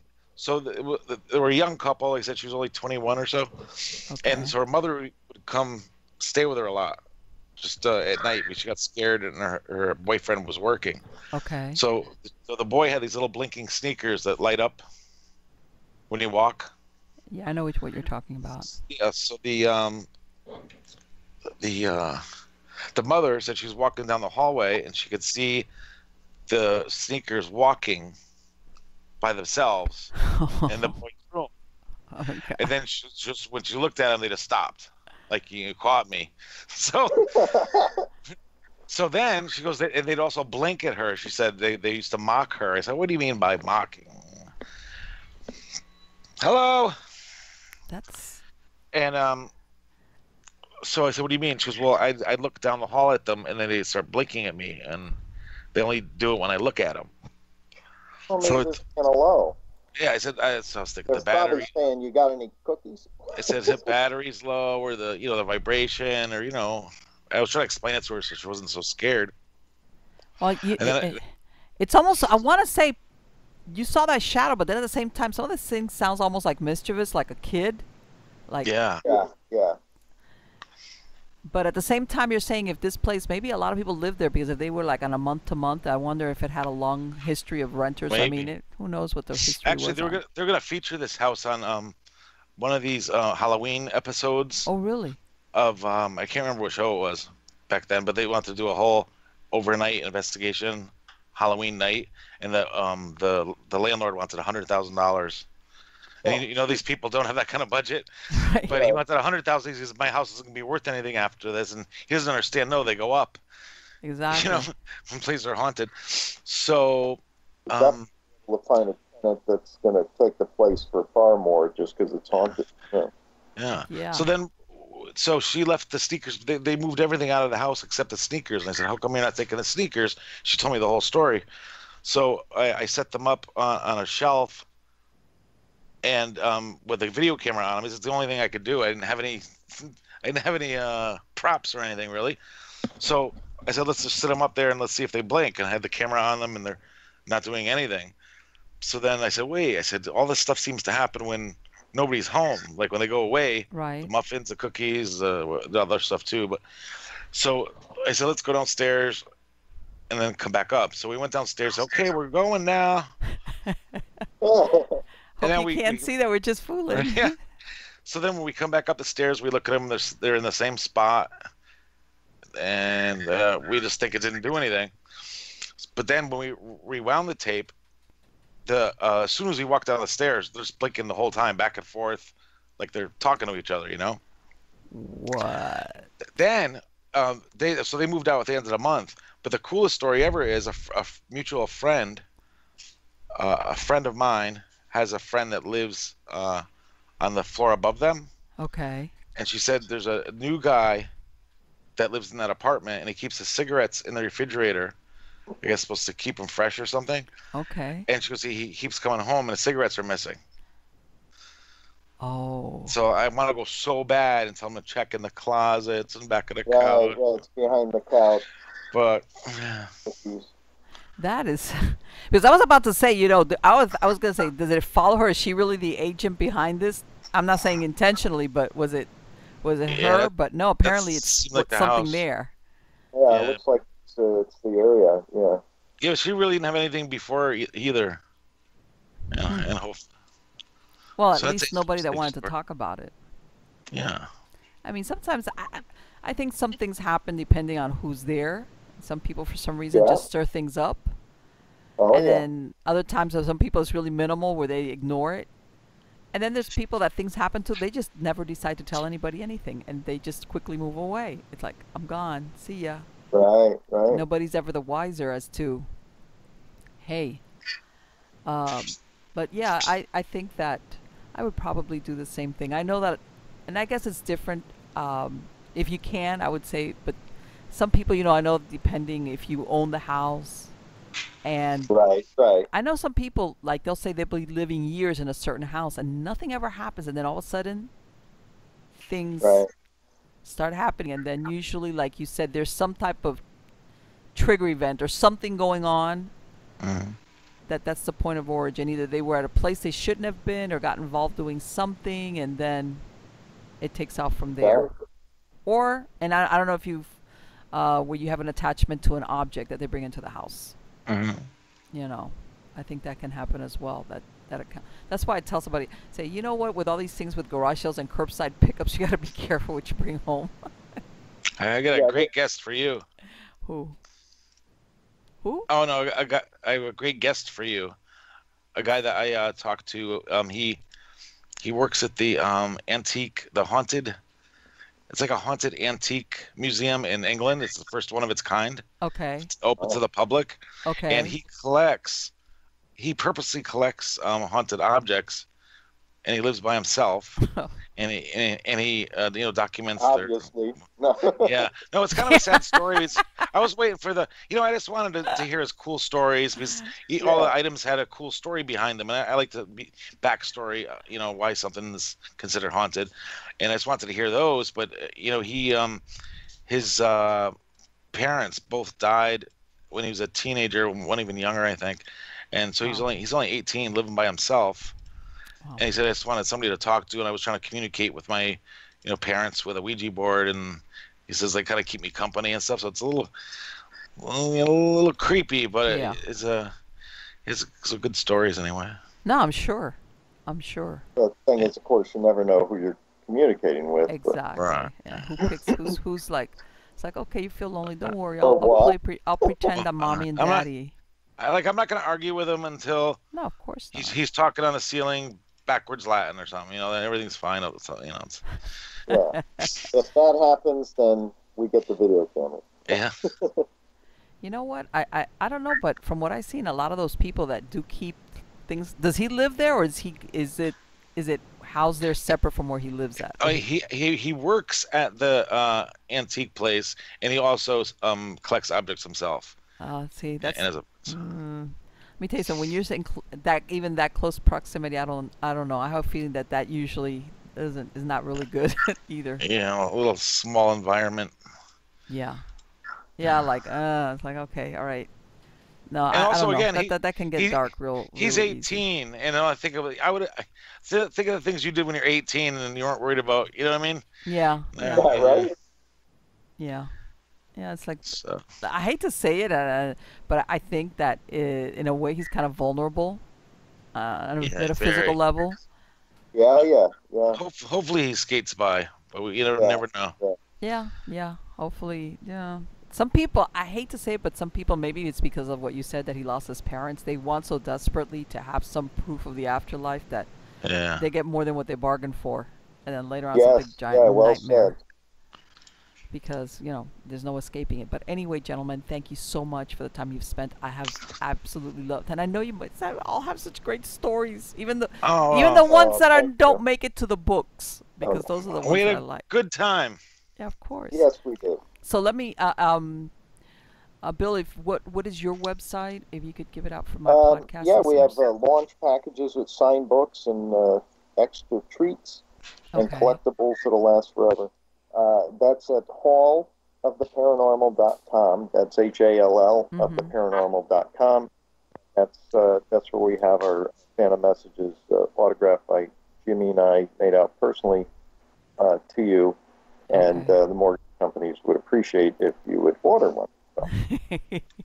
And in bookstores, it's all over the place. And Amazon. books are all over the place. Yeah, Barnes and Noble. Amazon. But they won't be signed personally, Bill. Right. And Jimmy, do you have any website in particular besides that one that you wanted to share? No, we're having everybody check that one out. Yeah. Okay, guys, thank you. I'm gonna be looking it up. And do you have any? Are you working on any book that will be out in the future? Heck yeah. Oh, yeah, actually. It's gonna be the creepiest one ever. Well, let me ask you now, because we're getting close. What are you guys doing for Halloween? Oh, what are we doing, Jimmy? We got a couple. We actually got to book more stuff for October. We have a couple of library lectures around Halloween, and I have a evening with Annabelle event. And Halloween, hopefully go trick or treat with the kids. That's what Halloween's for. Yeah. I know. That's why I was asking. I thought you might. It's what is it? It's and I say this. I know that now because Halloween, of course, scary and with everything with the paranormal shows. But I tell everybody, God, I remember when Halloween was so great for kids, and even as a teenager, I mean, I loved it. I guess what I'm trying to say, it wasn't so much about staying safe as it is now. Like, everybody's so scared that they have events and kids don't go out trick-or-treating and dressing up and... Trunk or treat. It was like, you just had a good time. And what's really weird is no one has ever had a razor blade in an apple. I know. It's an urban legend. It's never happened. Yes, and it's like, but let me tell you, it's a pretty potent one, because that's like... Nobody wants them. So, but the point is, it's really weird because that is such, I mean, I used to think that, why else would they say check the candy if it wasn't a rampant thing that happened? They actually have no cases of tainted candy except where it was somebody trying to, like a husband trying to kill a wife. God. The wife trying to kill the husband. But there's a few cases with tainted candy that had to do with that, but now maybe that's changed since I looked it up. But I was surprised to see that was an urban legend and never really happened. Right. I think it was a way for us parents to take the good candy. That's what it was. But still, it's like I don't know. They've tried to make nothing wrong with being safe, but the Halloween they've taken the fun out of it. It's. Well, it is scary because it's scarier now because urban legend or not, we know all the stuff that's happened and crap that's happened, and Yeah. So But you would see more kids out on the streets, all ages, and you know, it was a. it gets Now they crowded have, like, I in my mean, what I mean neighborhood. is going house to house versus now they have these events like, oh, take your kids here where it's Mm. Right. safe. It's like, oh, And they're like, yeah, but we didn't get a big bag of candy. I know. It's so different. But anyway, guys, thank you so much. And I wish you the best of Thank luck you. on this existing project and new projects. And I hope you'll come back in the future and we can talk about some of more of your great stories. They're fantastic. Thank you. Thank you. Take care. Bye-bye. Good night. Good night. Oh, guys, wow. Weren't they great? And we only touched on a little bit. This is their last book that just came out, September now of 2018, Phantom Messages. And you know what? They're absolutely true. I mean, of course, since the inception turn of the century of, not this century, but obviously the last one, where they were coming up with the phone and all that. Even since then, you always had these ghost stories about people getting phantom calls, you know, where the phone would ring and it would, you know, because of course this was these early ones. This was way before, you know, you couldn't trace back the call, but you would have the voice of somebody that was deceased or that last message. So this has been around for a long time, what they were talking about as far as that age of where people were able to communicate through the air, for lack of a better word, because that's really the understanding. And sometimes people, number one, knew right away they were getting a call from somebody that was dead, or what we talked about, where they actually would have a conversation with somebody that they thought was alive. That's how real it was. It was a conversation, and then later on they come to find out that this person had recently passed away. And in some cases it was somebody they knew, and in some cases, which I think was, it would be from somebody that they hadn't heard from in a while. And they were really surprised that they would be getting this call from this person. And they would have, you know, the usual conversation people have that haven't talked to each other. Oh, how are you doing? You know, and this person's like basically saying yes, yes, and then later on they find out that at that time that they were having that conversation, this person had died. So I guess the point is, you know, contrary to what a lot of people believe, that kind of electronic phenomena as far as phantom messages has been around for quite a while, at least 100 years. Okay, and it's probably going to continue, I think. I know there's, if you think about it, yeah, there's ways that people can fake things, but at the same time, there's circumstances that it's like, this is not fake, especially when people get some type of a communication, like what they were saying, let's say email, let's not say the phone call, email or something from somebody at a time that they had passed away. And I know sometimes there's programs that can stagger, you know, like, or that, you know, you can date, let's say, an email to go out at a future date. But sometimes there's things that happen that rules that out totally. And then we come on to something that I wish we could have talked about a little bit more. But I think they kind of both were on the same page with this, that even then, you have to be really careful. Because in a lot of instances, a lot of the stories, even these really old ones, whether they're, when I say modern or back, you know, 70 or 80 years ago, when, you know, more and more people were getting phones installed in their houses, you know, and there was party lines. That's another thing that way back then, sometimes you had to be careful with party lines where you have more than one person that could pick up the phone. But where, yeah, you would get that call from that person who had just died. And maybe that happened once, and then that was it. That was like, wow, I didn't realize. Or, you know, basically it was that departed person trying to tell you, I'm okay, I'm on my way, that, or the equivalent of a crisis apparition, or, you know, I've died, and you know you're seeing this person in spirit form because maybe they're in another part of the world. And that's it. You get maybe one, two, and then that person's gone. They've moved on to where. The thing is, something similar to what they were describing about that cable box, which that's way out there. But I remember when it, you know, if you had cable, that's how you got your cable. You had a cable box. You know, no Wi-Fi connection, none of that. Where you have maybe a dark entity, that this is how they gain a foothold. And if you listen to the story, what he's saying, all of a sudden they have a 14-year-old in the house, which just so happens that they had a family member who committed suicide. And that 14-year-old, though, when visiting Florida, had attended, which, by the way, that sometimes that's all it is. That's all that's necessary. What sounded like either satanic rites or some type of really dark ritual, because whenever you're talking bloodletting or killing an animal sacrifice, that's not good. But anyway, was that the point of entry? That happens a lot, more than people think. That it decided to use a cable box, that one's like way out there. But think about it. And I've heard this very often, that a lot of times these things introduce themselves very innocuously. Like, how unthreatening could it be, a cable box? You know, that basically right away they caught on. It's like, you know, 1 through 26 for each letter of the alphabet, and then gives out numbers, and then you just spell out, which is more or less like an electronic Ouija board. And then later on it jumped into shadow figures, and a 14-year-old saying that he's getting rammed by a muscle-bound, pointed-eared something. Okay, we're talking here non-human. Now, this thing went from... and before that, which I hear that a lot, that when people do the Ouija board, they get a hold of a certain person who identifies themselves as so-and-so and gives this really elaborate story about who they are. And same thing, murder.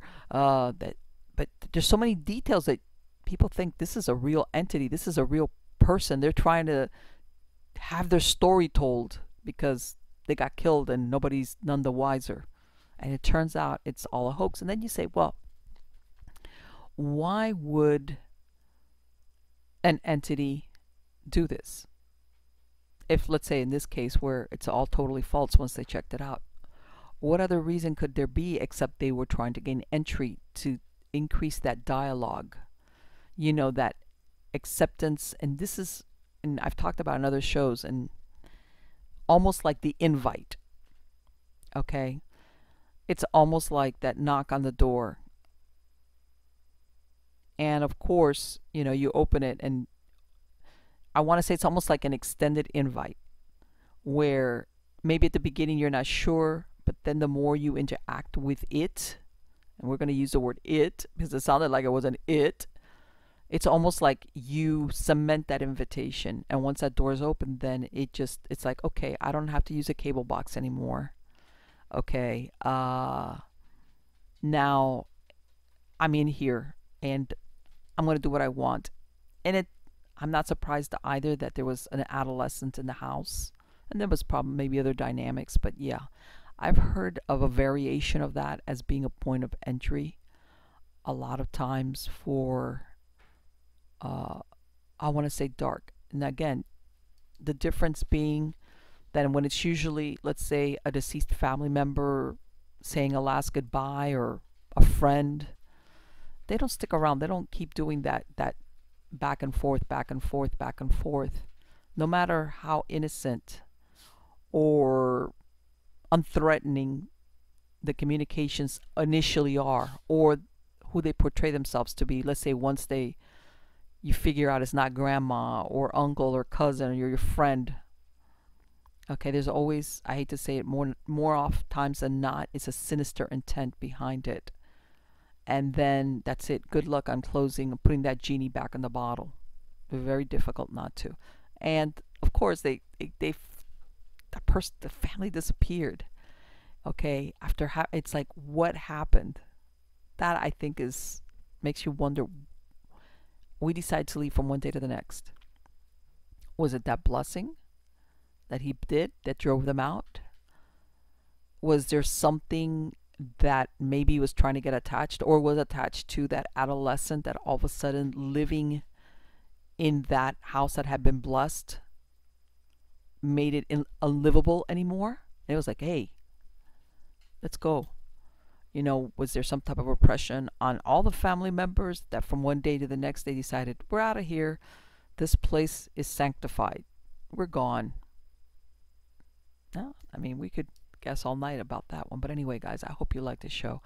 I thought it was great. I'm hoping to bring back Jimmy and William or Bill because I'm sure they've got plenty of stories and more books, and they have more than one books. You've seen there some of the different books. Plus, anyway, I'm going to have the links to their website on the credits of the show, so please make sure to check them out. And that book absolutely sounds fascinating, especially for Halloween reading, because Halloween is still one of my favorite holidays. I just have a lot of good memories attached to it.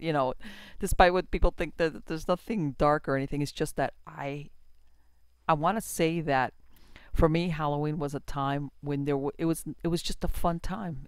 I have good memories, and it was even at school.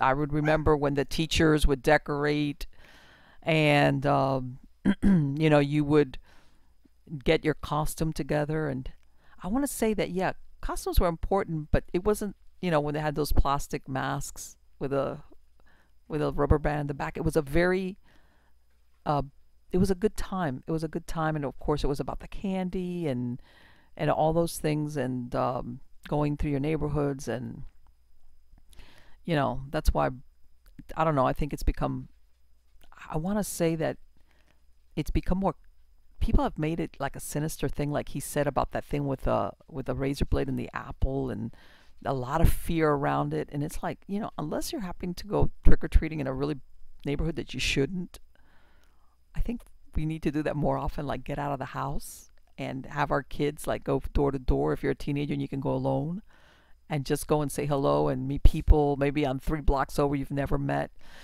By the way, I'm talking about, besides, a lot of people Halloween parties, which is what a lot of people do, which you can have a lot of good times there as well. But anyway, guys, have probably I don't think you're going to be hearing the show by the time Halloween rolls around. But anyway, happy Halloween for those of you who do hear the show before then. Happy Halloween, and please subscribe to the channel. That way you get notified when I release a new show, whether it's on YouTube or any of the podcast platforms. It's a Stitcher, iHeartRadio, iTunes, Podcasts, Castbox. I'm on all of those.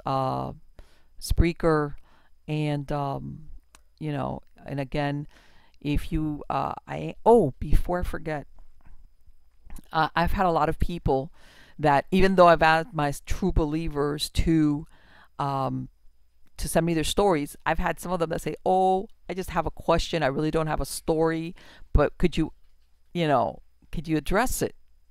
And sometimes what I do is I look up some type of question that I get something like it from a lot of different people, that basically they're asking the same thing. And so anyway, guys, one of the questions that has come up quite a lot, more or less a version of it, is some people have asked, when I used to do my hypnotherapy, especially when people used to come for, let's say, past life regression, and there was some question as in, did it help people? Was like, did I believe in past life regressions? Did I believe in reincarnation, which is the idea behind? And you know what? The human mind is incredible as to the things that it could come up with, especially out of your subconscious mind. And like I said, a lot of times I would have people come and do past life regressions, and I want to say that 90% of them usually regress to something that they never expected to be regressed to. In other words, people sometimes have these ideas about certain cities, time periods, whatever, that they were like, oh, I know I must have lived back then. So they had these expectations set up. And of course, as a hypnotist, you don't word it to tell them to go back to a certain time period. The thing is for them to just see what's most appropriate for them. And like I said, 90% of the times what people would see as far as when they were regressed had nothing whatsoever to do with what they expected to see.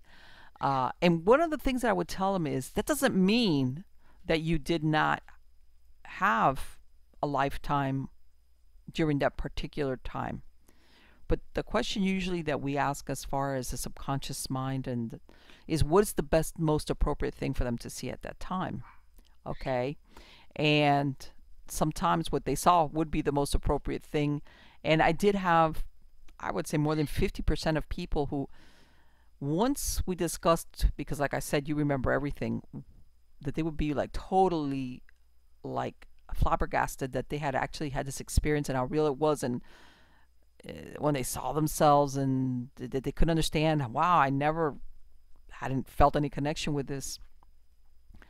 A lot of them would follow up because, you know, I would record the hypnosis session, and they would keep, in other words, they could review the MP3 even though they were aware of it. That, you know, sometimes when you go back and you listen to it, and I had some of them later on understand why they had that experience when they had, in other words, why they saw that life at that time, what the message was for. Because at the beginning they were just taking it at face value, as in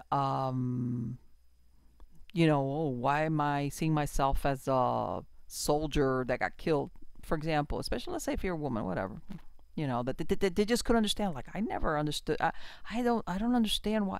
Then later on, sometimes something would come around that would make them understand why they saw that.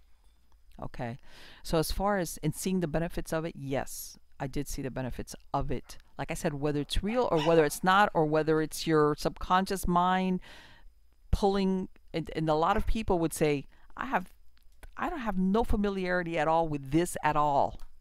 Okay, and they, you know, some of the descriptions that they had of what they saw and smelled, and even when they saw themselves looking totally unlike what they perceive themselves as, even another sex.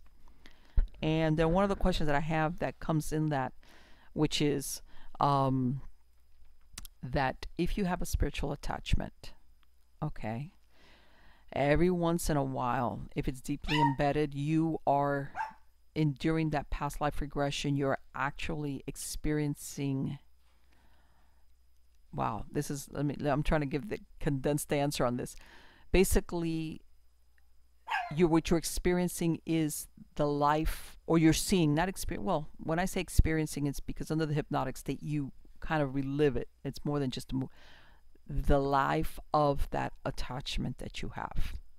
Okay, and I'm going to do a complete show about that, where sometimes that's, as a matter of fact, a lot of people sometimes they become aware of the attachment, especially if it's not malevolent, when they have a past life, what they think is a past life regression, and it turns out what they are actually seeing is the lifetime of that attachment that they have.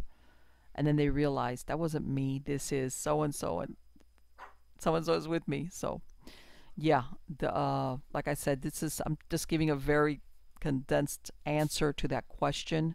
But yes, that I believe in it, yes, I do believe in it, and I have seen positive results for people. That something, just if it's a fear or phobia, sometimes is explained, and sometimes over little by little things become clearer. And like I said, I've had people contact me back, sometimes even weeks later, and tell me, I understand now why I saw that, I get it now. And you know, they would tell me a story as to why, what they saw, what the reason was. And sometimes it's even something that would be happening to them very shortly thereafter, having that regression session, which then we get into, like, that time is not linear the way we see it. In other words, that their subconscious at some point was aware where the significance of viewing that lifetime, that significance was gonna be significant maybe in a few days or a few weeks. Okay, so yes, for all of you. And then, like I said, I'm going to do a show about attachments, and past life regressions and differentiating the two, and the fact that sometimes you even carry spiritual attachments with you even from past lives. Yes, and you know that sometimes souls are locked, even, in other words, between lifetimes, which is again not a good thing. But sometimes these are even vows and contracts that souls make, and somehow they don't know how to break them. For example, sometimes people making vows, I promise I'll come back for you, you know, or I'll always be with you, or I'll never leave you. Sometimes those vows are really heartfelt. Sometimes that they're taken beyond that vow should only, if they're meant to keep it, would be within that physical lifetime. And again, but anyway, guys, don't forget to subscribe, like, and catch me on Facebook, Twitter, Instagram. And again, thank you so much for sharing this time with me. And if you have any questions, again, if you don't want to submit a True Believer story, you can send me a question at marlene@miamighostchronicles.com, and I will try to answer it at the end of each show. And believe me, I've got a lot of interesting questions that I can go over, but if not, it'll run into a really long show. But like I said, eventually I will make a show just about something that needs a lot more explanation, that I've gotten a lot of requests for. Okay, so take care. You're all absolutely wonderful.